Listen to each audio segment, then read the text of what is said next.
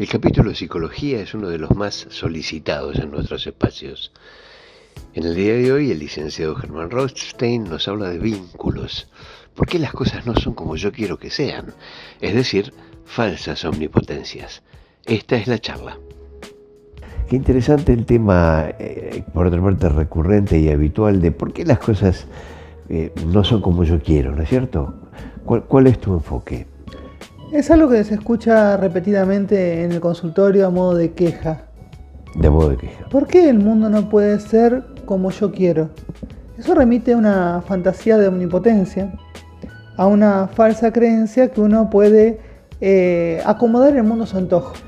Claro. Pero esta fantasía de omnipotencia empieza a derribarse cuando los constantes atravesamientos de la realidad comienzan a agujerear esa fantasía, Claro, la derriban. Correcto, y esto se me ocurre que se traslada al campo laboral. Es decir, ¿por qué tengo que hacer este trabajo si no me gusta, si no lo quiero hacer? Tal cual, ahí ya podemos empezar a pensar en el deber ser, ¿sí? En determinadas ocasiones hay personas que llevan a un extremo el deber ser, que se olvidan y dejan de lado los sentimientos. Claro. Por ejemplo, se escucha muchas veces la repetida frase, ¿para qué necesito sentir? Claro. Si lo importante es ser eficiente y alcanzar el éxito. Claro. ¿Qué sucede con estas personas? Se enfocan tanto en el hacer, siendo tan eficientes, que se olvidan del sentir y terminan debiéndose a sí mismos la posibilidad de sentir. Correcto. Allí tiene mucho que ver la exigencia de una sociedad que se acelera, ¿no es cierto?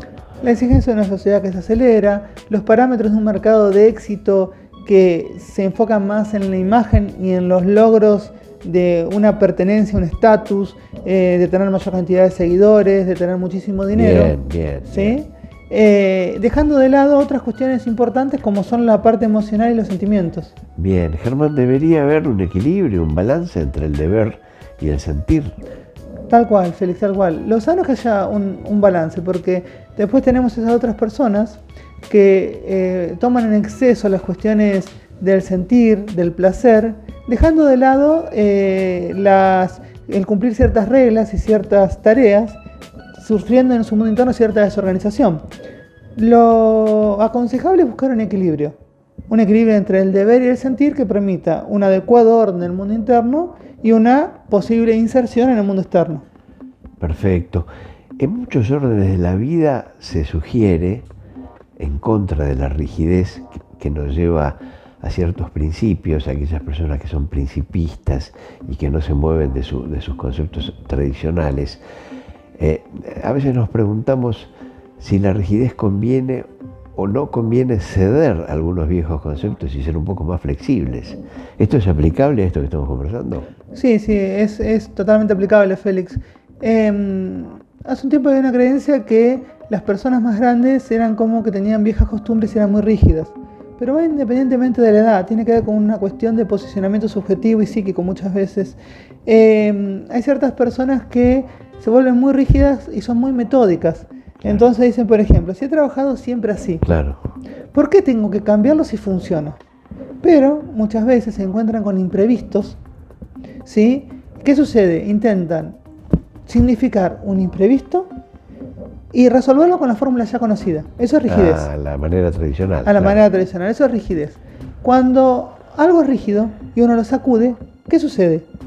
Si uno sacude algo rígido, se quiebra, la persona entra en desesperación porque las estructuras ya conocidas no le funcionan y colapsan, quiebran internamente, se desesperan, les da ansiedad, etc. La contracara de esto es la flexibilidad. Hoy en día estamos frente a un mundo totalmente cambiante, vamos avanzando en un corto tiempo cronológico, bueno, mismo hoy en día con la inteligencia artificial, Bien, el chat GPT o GPT, como lo están llamando, ¿no es cierto? Y tantas otras que están surgiendo, implican que uno tenga la flexibilidad de acomodarse a los desafíos del mundo exterior. Correcto. Germán, por último, y agradeciéndote mucho este ratito, estoy pensando en que evidentemente lograr la perfección en esos rígidos es improbable, porque la perfección se me ocurre que no existe en los términos tradicionales, porque algo siempre va a faltar. Tal cual, Félix. A ver, tomando de referencia a Lacan, la falta es constitutiva del sujeto. Y toda falta es necesaria. Constitutiva. Es constitutiva del sujeto. Y toda falta es necesaria para que haya deseo. ¿Sí? Si no falta nada, si tenemos una sensación de completud, de totalidad, es enloquecedor. ¿Sí? Y no desearíamos. Claro. Entonces, ¿qué sucede? Eso se ve muy gráfico cuando se escuchan algunas personas decir, anulaba muchísimo esto. Claro. Lo conseguí, llegué a esto, desde comprar un objeto, recibirme de algo, pero resulta que no es tan maravilloso como imaginaba. Siento que algo me falta a pesar que lo logré. Bueno, esta falta, uno siempre le devuelve como pregunta al paciente, algo siempre va a faltar. Acá lo importante es qué haces con esa falta.